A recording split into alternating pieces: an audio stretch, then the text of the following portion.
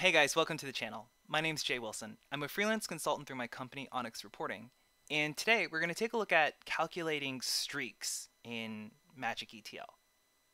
Yeah, I didn't know what that meant either the first time I heard about this. So the way the problem was explained to me is the client's like, look, um, we have salespeople and we're trying to like figure out if they're getting better and consistently staying good, if they're consistently hitting their targets. I'm like, okay, how do you want to measure that? And they said, well, we want to use streaks. And the way the customer defined streaks is they said, okay, well, I've got this data set and it's got this customer or this salesperson, and then it's got this binary column. Did they hit their target or not? Did they make their quota? And their streak here, for example, would be say in January or February rather, they had a 2-month streak. They hit their quota 2 months in a row. March missed their quota. Then they had a 3-month streak and they ended it with a 3-month streak. At the end of all of this, what we would like to do is be able to say, on average, what is your streak duration, or what is the max streak in a rolling 12-month period, stuff like that. That was the challenge. Now, when you're sat with a challenge that you or a problem that you haven't solved before, I strongly recommend that you grab yourself a duck, and start talking to it. Explain to the duck how you're going to solve this problem, especially if you had to solve this problem like using visual inspection or in Excel or in a pen and paper. Right? So like what kind of pieces of information do we need to figure out, am I on a streak, and how long has this streak been running? Well, realistically, like if I pick this point in time and I said, hey, am I on a streak? What pieces of information would you want to know? Well, you'd want to know, what was the previous value? Was the previous value a 1 or a 0? Because that determines if I am on a streak or not. And if you say, hey, at this point in time, how long have I been on this streak? You'd be like, oh, well, I'd take a cumulative sum of the hit target column for that streak group that I'm currently in, right? I wouldn't take the cumulative sum of the ones since the start of the year. I would reset when I start a new streak. Right. So in articulating all of these like little nuances and components of how I solve this problem, we start seeing, all right, what are the pieces of ETL that I'm going to have to put together to make this happen? Now, I really wanted to do this tutorial because I see people with questions like this in the dojo. They just don't recognize it as a window function problem. We're not going to use group by, and we're not going to use the group by function. We're going to actually use a lot of window functions, and that's why I did this tutorial. Here we go. The first thing we need to know is what was the previous value? So my column is called hit target. I'm going to create a window function where I'm going to lag or just get the previous hit target. That's going to be a lag. Hit target with an offset of 1. Go back 1 row. Now, anytime you use a window function where you're asking for a lag, you do need to define an explicit sort order. So we are going to sort by period. Usually I would use like date, but we're going to use period 1, 2, 3, 4, 5 as a proxy for date, just because I'm kind of lazy. And we're going to partition by the salesperson code. Fine. Partitioning in the context of window functions means reset the counter or reset the block, the window, for every time I see a distinct value or a new value in the salesperson code. So what that's going to look like as I run my preview here, here's this guy Amigo. No resemblance to a real person whatsoever.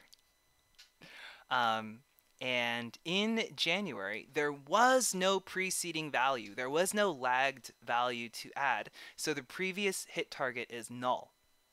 But from that point forward, I can see a nice clean 1-row offset until I get to the next partition or to the next salesperson. Super cool. That's the previous value, but that doesn't necessarily define the start of a new streak. Right? The definition of a new streak is when the hit target is 1 and the previous hit target was 0, right? Looking here, we know we're in the middle of a streak because the previous value was a 1, not a 0. So anytime you find yourself articulating what we're the logic that you're applying using if statements, in Magic 2.0, we can use a formula tile, we can use a case statement. And what we want to define is the new streak. Is this a new streak? So what's the definition of a streak? A new streak. When hit target equals 1 and previous hit target equals 0. Not 1, but 0. Alternatively, we saw that example where the hit target equals 1 and the previous hit target is null. Then 1, then 1, else 0.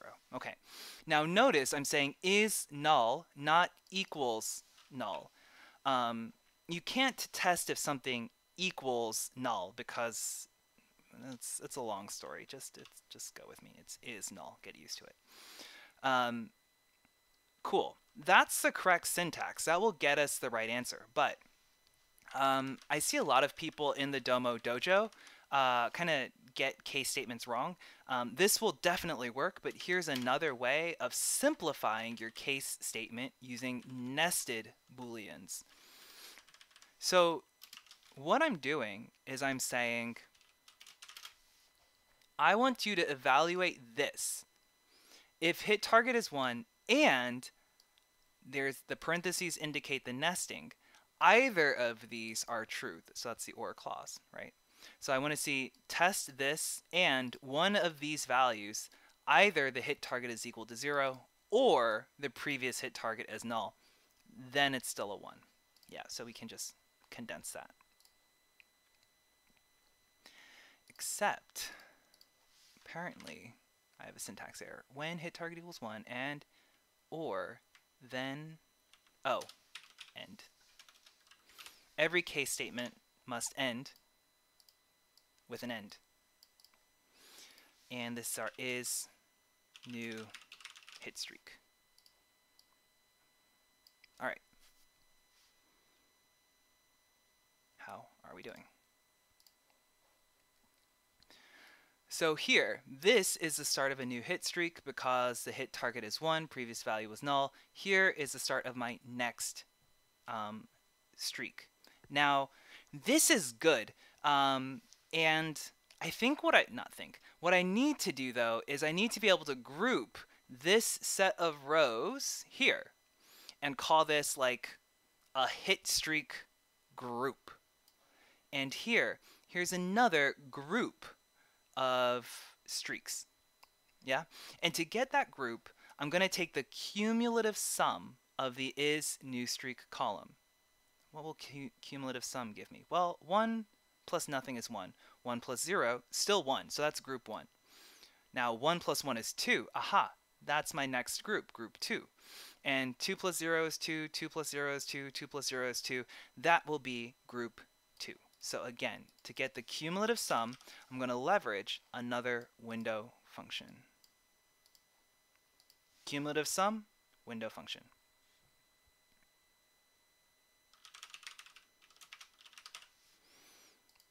So, hit streak, hit, it's not called hit target group is going to be what I say, cumulative sum, and I'm going to take the sum of the is new streak, which is 1 or zeros.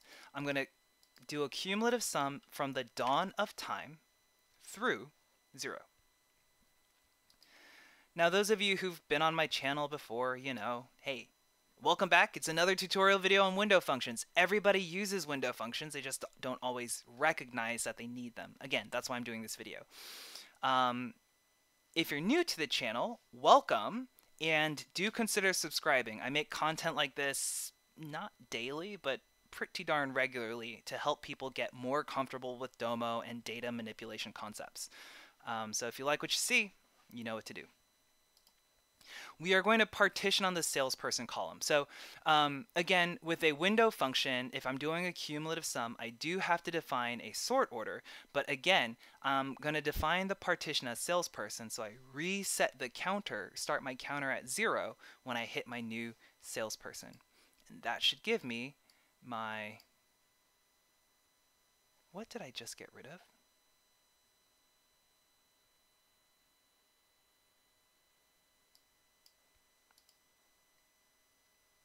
What did I just click on? Weird. All right, so looking over here, I can see my hit target group went from 1 to 2 to 3. Now let's focus on this 3 for a second, right?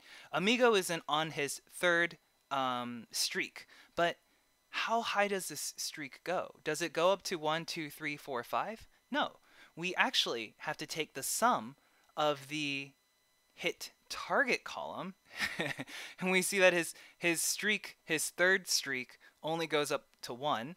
Let's look at streak number 2. In group 2, Amigo's streak goes up to 3. Again, we need to take the cumulative sum of the hit target column. Yet another cumulative sum, yet another window function. But what's going to set this one apart is, what are we doing? We're doing the hit target streak.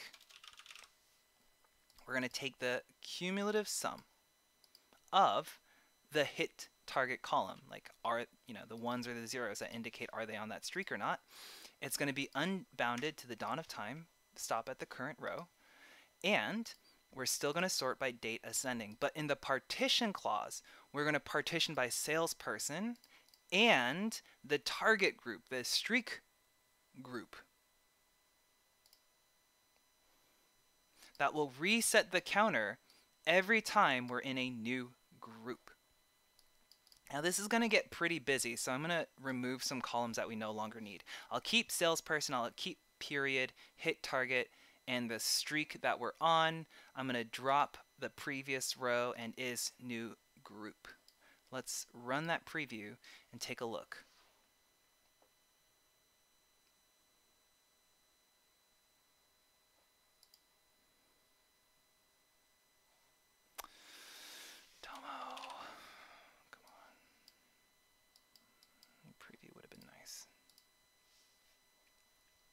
Okay, so here's my preview.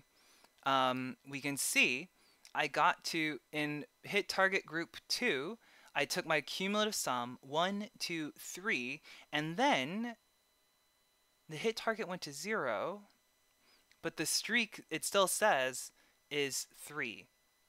This is user experience, right? Technically, it's not wrong. Technically, in, what is 6, January, February, March, April, May, June. In June, the streak was technically 3, but you might make the argument, you know what? They did not hit their target, reset that streak to 0. To put that into SQL language, if the hit target is 0, reset it to 0. Or, in true SQL, we're going to use a case statement. Now, the if function does exist in a lot of SQL implementations, but I do encourage the people that I consult and mentor. By the way, I do consulting and mentorship. I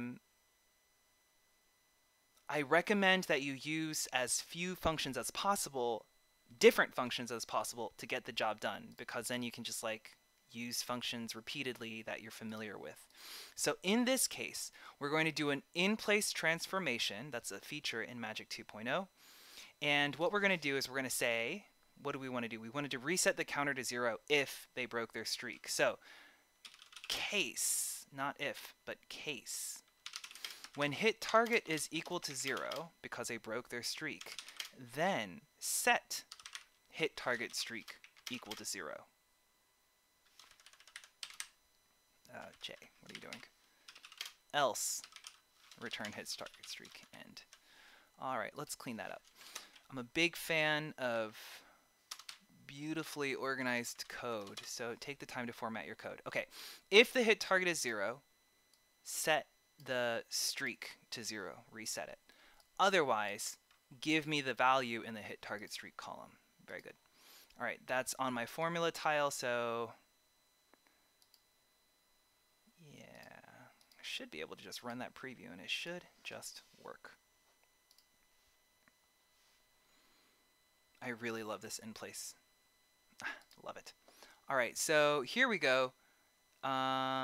Streak number 2, group 2, Mr. Amigo was doing good. He hit his target, streak was 1. Hit his target, streak was 2. Hit his target, streak was 3. Missed his target, reset to 0. That's the solution, guys.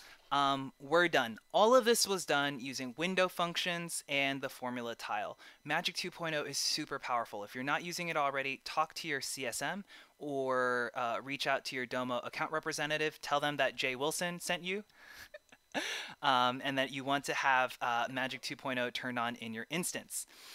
The real walkaway that I hope you guys got out of this is, as you're tackling potentially difficult ETL problems, I want you to take the time, buy yourself a little duck, or put a sticky note on your monitor with a smiley face on it, but talk through the problem, articulate what the problem is and the pieces of information that you need to solve that problem using plain English. And keep in mind, Magic ETL is very powerful, but it functionally is a replacement for like what you do in SQL or on a pen and paper, right? And that's the value in breaking it down into individual parts. My name's Jae Wilson. I'm a freelance consultant through my company Onyx Reporting, so you can always reach out to me at jae@onyxreporting.com for mentorship or if you need help on a Domo implementation. In the absence of that, do check out the Domo community, dojo.domo.com. It's currently down, so there is a Slack channel, the Domo user group Slack channel, which I can get you an invite to if you email me. And we're there, we're a global Slack group, so we're 24 hours a day, as it were, and we just hang out, talk about stuff, and solve problems. So hit me up. Anyway, I hope you guys like this video. I'll catch you later. Bye.